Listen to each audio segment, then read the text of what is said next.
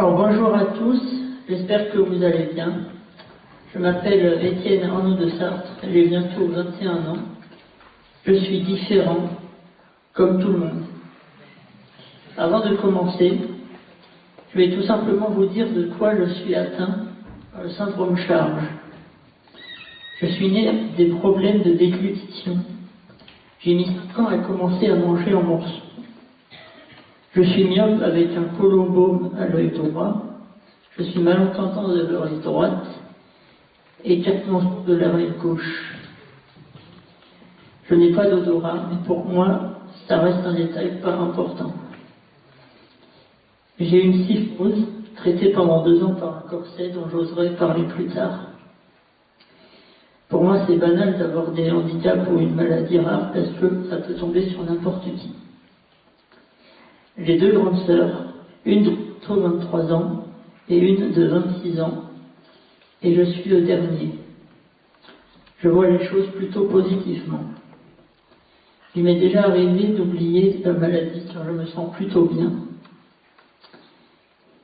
Et quand je me rends compte que j'en ai une, je me sens vraiment fier et accompli de toutes ces années vécues et remplies d'expériences plus ou moins enrichissantes et de souvenirs inoubliables qui resteront gravés à jamais et que je ne devrais jamais oublier. Aujourd'hui, j'ai fait du piano, du djembé et de la guitare. Et je joue dans un atelier musique du monde en conservatoire. Je suis né le 13 octobre 1997. Très peu de temps après ma naissance, j'avais beaucoup de mal à respirer.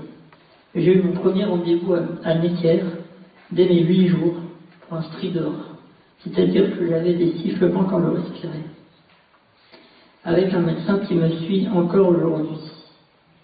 Maintenant, j'ai changé. Mais c'est vite passé. J'ai fait ma rentrée au CESAD de d'Orsay dès septembre 1998. Et le 1er octobre, j'ai été admis en crèche collective. J'avais déjà un traitement anti-reflux, de la kiné respiratoire, de la psychomotricité et un éducateur. J'étais déjà assez observateur et curieux. Mon alimentation était toujours mixée car je refusais le solide, mais je pouvais quand même mastiquer ce qui était mou. J'arrivais à marcher à 4 pattes et j'essayais de ramper sur les coudes. Mais quand j'étais debout, je me tenais toujours pour ne pas tomber. J'étais très sociable et je m'amusais avec les autres.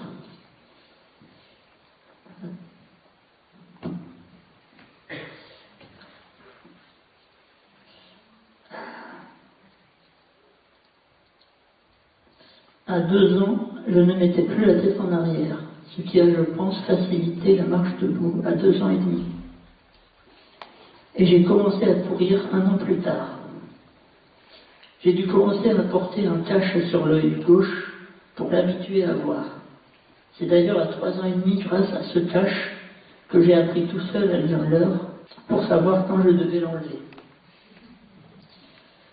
En novembre 2001, je suis rentré en maternelle avec de l'orthophonie, en plus des autres personnes qui me suivaient. J'ai commencé progressivement à aller à l'école un matin par semaine, puis 2, puis tous les matins. J'avais besoin d'être guidé dans ce que je faisais. J'ai commencé à lire sur les lèvres. J'avais du mal à localiser les sons car je n'étais pas encore appareillé. J'ai encore un peu de mal aujourd'hui, même avec 2 appareils. 1 ou 2 appareils. Depuis la moyenne section de maternelle, j'allais à l'école primaire à plein temps. Je faisais du tricycle et j'étais ambidestre. J'avais 4 ans quand j'ai été diagnostiqué du syndrome Charles, en février 2002. Voilà. À partir de maintenant, je suis définitivement un enfant soleil. J'aime bien cette appellation. On rayonne de courage. Fin juin 2002, je suis enfin appareillé, des 2 oreilles. Sauf que l'appareil de l'oreille gauche sifflait parce qu'il fallait le régler trop fort. Du coup, j'ai gardé celui de droite. À 5 ans, j'ai enfin commencé à croquer dans des aliments plus ou moins mous et en fonction de la fatigue. J'aimais bien inviter les copains et je commençais ma période du je ne sais pas dès qu'on me posait une question. C'est à cet âge-là, 5 ans et demi, que j'ai appris à lire et compter tout seul. En école primaire, ce sont les autres qui sont venus vers moi et je me suis fait 10 amis sans rien faire. Avec un de ces amis, je m'amusais à lancer un cerceau et le rattraper. On rigolait bien. Je lui ai d'ailleurs manqué pendant que j'étais au collège. Du coup, il jouait au cerceau tout seul, qui est tout de suite moins amusant. Et on s'est retrouvés en 3e, sauf qu'on ne se parlait plus trop, car on avait déjà 3 ans d'écart, et puis il s'était fait d'autres amis, et moi aussi. Aujourd'hui, on s'est perdu de vue. D'ailleurs, j'ai perdu tout le monde. Mais ça ne me dérange pas parce que maintenant, j'ai 2 meilleurs amis, ce qui me va très bien. Septembre 2003. Attention, ça commence, je rentre en CP. Fatigue, stress, cauchemar, pipi au lit. Je n'aimais pas l'école parce que je trouvais ça trop long. J'avais un manque de concentration et d'autonomie. Et j'avais peur d'aller dans la cour parce que j'étais déjà tombé une fois. Du coup, j'ai bénéficié d'un temps aménagé, avec 2 demi-journées de repos par semaine. Mes parents hésitaient à me mettre en école privée, mais grâce à la volonté du directeur et aux aménagements mis en place, j'ai pu rester à l'école publique. Mes parents pensent que le directeur aurait eu honte de son école s'il m'avait placé en école privée. Dès le CP, j'allais à la piscine avec la classe et mon psychomotricien. Je paniquais dès que je n'avais plus pied, et j'avais du mal à me mettre sur le dos. Mais au fil de l'année, j'ai appris à être plus détendu dans l'eau. En fait, j'étais un peu comme un oiseau parmi les poissons. Et aujourd'hui, grâce à mon père, j'arrive à nager sur le dos et sur le ventre. Je ne panique quasiment plus, mais je ne mettrai jamais la tête sous l'eau, même si j'ai déjà réussi une fois. En CE1, je bénéficiais d'un micro HF relié à mon appareil, ce qui me permettait d'entendre le maître comme s'il était à côté de moi. Pareil en escalade, quand j'ai commencé la même année. Le prof s'amusait avec, c'était rigolo. Il se mettait à l'autre bout de la structure pendant que je grimpais. Il me parlait et me demandait où il était. En été 2005, mes parents s'inquiétaient pour un voyage aux États-Unis. Ils craignaient que je sois complètement perdu. Mais heureusement, mon éducatrice a insisté pour que j'y aille. Je n'étais pas du tout perdu d'ailleurs, je m'en souviens. Bref, j'ai eu beaucoup de chance. Pendant mes dernières années scolaires, au service de soins d'Orsay, j'ai participé au groupe d'art, un groupe d'expression artistique et de ressenti corporel, dont je garde de bons souvenirs grâce aux petits films composés uniquement de photos qu'on nous avait donnés en fin d'année. Voici donc mes chefs-d'œuvre, entre guillemets, dans ma vision du corps humain. Enfants différents, perceptions différentes. À l'école primaire, j'avais des problèmes d'attention et de fatigabilité. Les autres enfants me considéraient complètement comme les autres. Je n'ai jamais subi aucune moquerie, bien que mon repas de la cantine était mixé jusqu'à mon entrée en 6e. J'allais de plus en plus à la cantine pour gagner progressivement en autonomie. Je me devais de gagner en autonomie quand j'ai pu participer à une classe découverte. D'ailleurs, petite anecdote, pendant cette sortie à la cantine, comme je n'aimais pas les crudités, je disais toujours que je n'avais pas le droit. Comme ça, j'étais tranquille.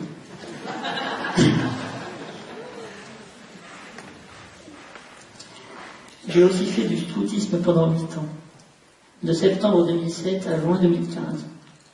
Quand j'étais petit, j'étais toujours isolé dans ma chambre en train de m'ennuyer. Mon père, en voyant ça, m'a inscrit. Au début, je ne savais pas si j'aimais ça ou pas, et puis quand j'ai fait mon premier camp, j'ai voulu y rester. Ça a changé ma vie car j'ai appris à être autonome et à m'adapter à toute situation.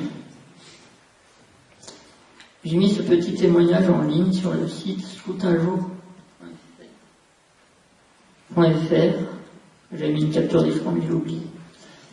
Cette année, je rajoute un truc. Ça m'a aussi appris à être responsable de moi et des autres. Si vous voulez en savoir plus, j'ai fait un témoignage plus détaillé. Donc n'hésitez pas à me demander par mail si vous voulez le voir. À partir de la 6e, j'ai eu 10 heures d'AVS par semaine, puis 20 heures à partir de la 4e et 15 heures au lycée.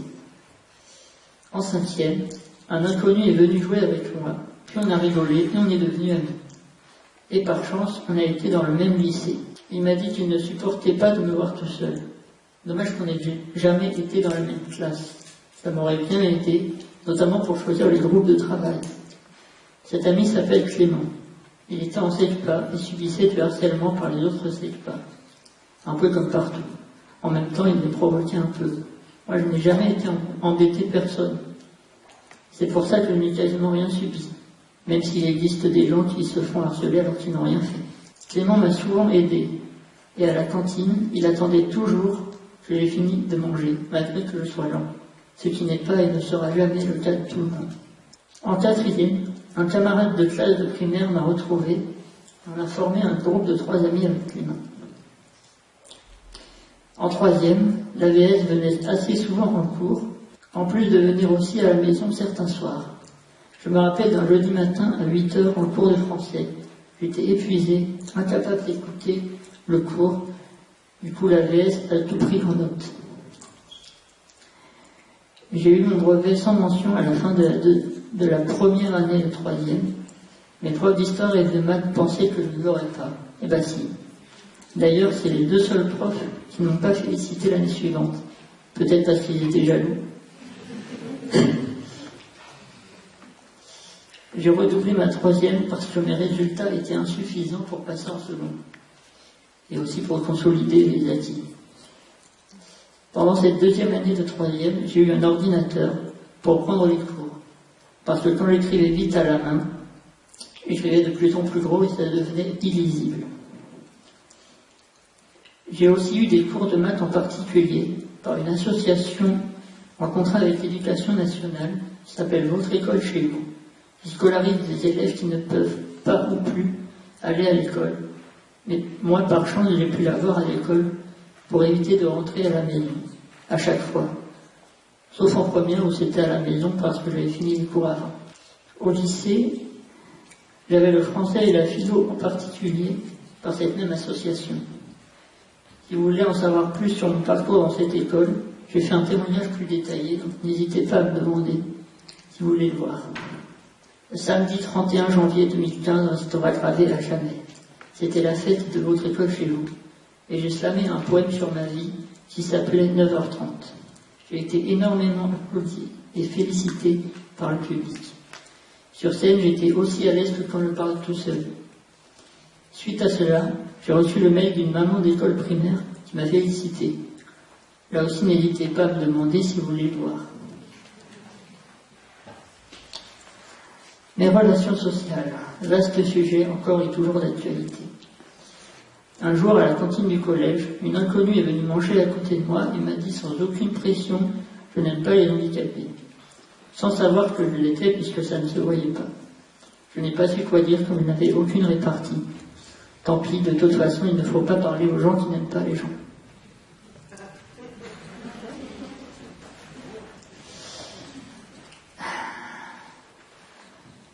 Le lycée, vaste programme déjà. Ça commence bien, je dois mettre un corset. Même l'été par 35 degrés. Au début, je le portais 30 minutes de plus chaque jour pour m'habituer. Pour finalement le porter toute la journée. Seulement le jour. Encore heureux. Même pendant le camp scout itinérant en 2013, je ne faisais pas toutes les randonnées, mais quand même un peu.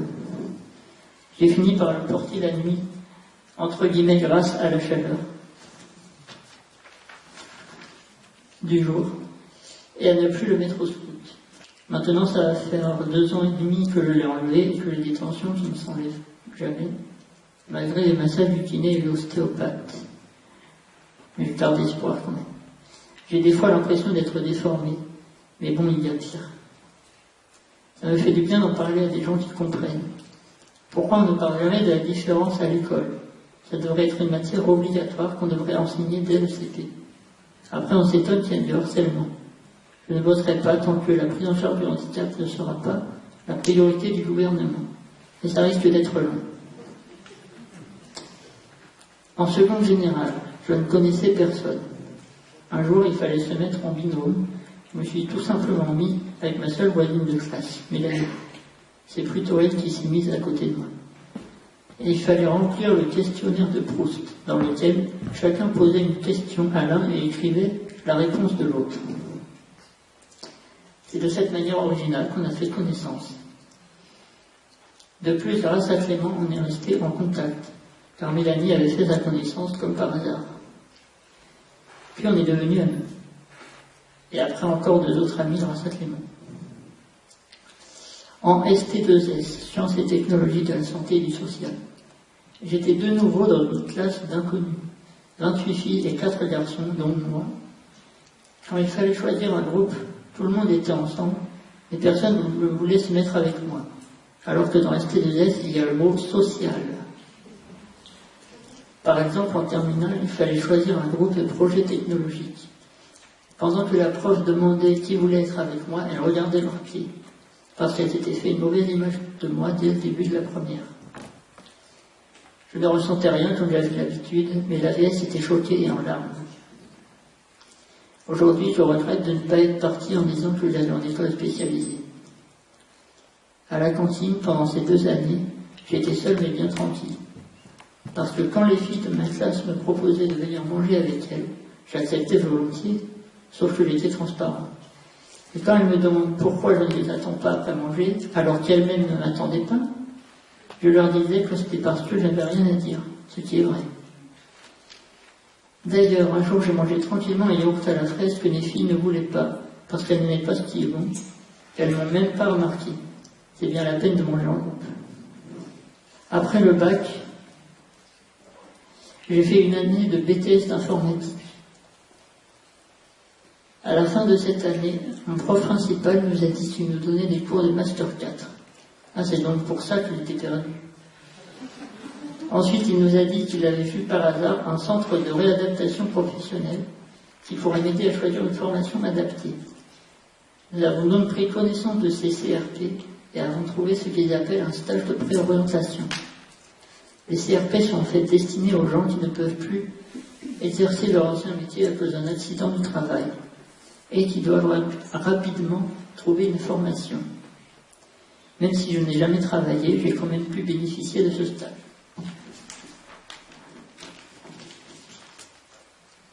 J'ai donc redoublé le BTS en attendant ce stage de préorientation, mais j'ai démissionné à la fin du premier semestre par manque d'intérêt et marre des cours et de la scolarité. En plus, je n'allais même pas finir l'année. Cela m'a soulagé. Aujourd'hui, j'ai fait mon stage de préorientation du 30 avril au 27 juillet. Je suis en train d'écrire un livre en ligne sur ma vie. Et aujourd'hui, vendredi 21 septembre 2018, je vous fais part de mon témoignage, qui j'espère vous donnera de l'espoir. Et pour finir, voici une photo de moi quand je redécouvre ma vie. En vrai, si je faisais cette tête, c'est parce que je regardais un gâteau d'anniversaire au chocolat. J'aime ma vie. Voilà presque 1 an que je revis ma vie grâce à ce témoignage, dont je commence la conclusion bien avant d'avoir fini de l'écrire. Je remercie tout le monde, tous ceux qui m'ont suivi, tous ceux qui m'ont subi, vous tous de m'avoir écouté et compris, et moi d'avoir parlé, écrit aussi longtemps pour la première fois. Et aussi, je remercie les interprètes en langue des signes, qui font un travail remarquable et que j'admire. Merci à tous, n'hésitez pas si vous avez des questions. Je devrais savoir répondre par autre chose que je ne sais pas, oui, non, ça va. Profitez-en. Merci Arnaud. Étienne. Ah oui, il fallait que je la fasse, c'est sûr que j'allais la faire avec mes excuses. Excuse-moi Étienne. Merci, tu m'as donné beaucoup d'émotions à travers ton témoignage. Je pense que je suis pas la seule encore à avoir l'œil mouillé, je pense. Et je pense certainement qu'il doit y avoir des questions. Donc je vais passer le micro. Alors Arnaud, c'est Lyon. Je voulais te féliciter parce que depuis déjà quelques années, je te connais, toi et tes parents, et j'ai trouvé que tu as beaucoup mûri au niveau de ta timidité. Il y a quelques années, je t'avais connu, tu avais l'air très timide. Et aujourd'hui, je trouve que tu communiques très très bien et tu as une plus grande ouverture, donc continue comme ça, c'est bien. Je vous remercie beaucoup, Étienne. C'était très touchant, votre témoignage.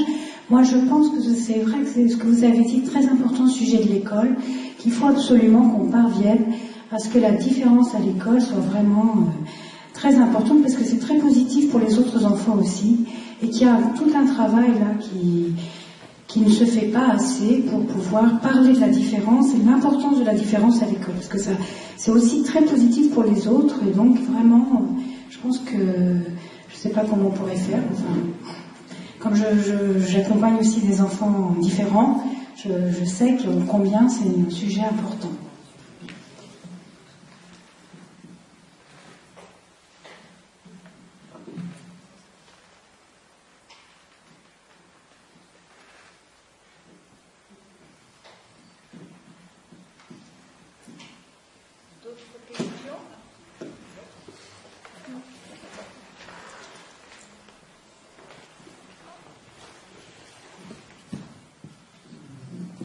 D'abord, merci Valérie pour ce lapsus révélateur.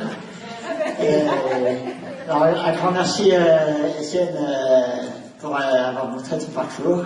Je pense que c'est un bel exemple pour le plus jeune, effectivement. Tout comme l'exemple d'Adrien. Et oui, ça montre que même handicapé, on peut faire des choses, beaucoup de choses. Ouais. Merci encore. Merci. Je te remercie aussi beaucoup pour ce témoignage, parce que, et encore une fois de plus, ça montre vraiment que voilà, les personnes en situation de handicap peuvent vraiment s'en ressentir comme tout le monde. Voilà, et comme je le disais tout à l'heure, voilà, et que je te félicite aussi parce que ça n'a pas dû être facile pour toi non plus. Voilà, je te félicite encore. Voilà, et je te souhaite un très bon courage et bonne continuation que dans la suite et surtout, et accroche-toi et n'abandonne jamais.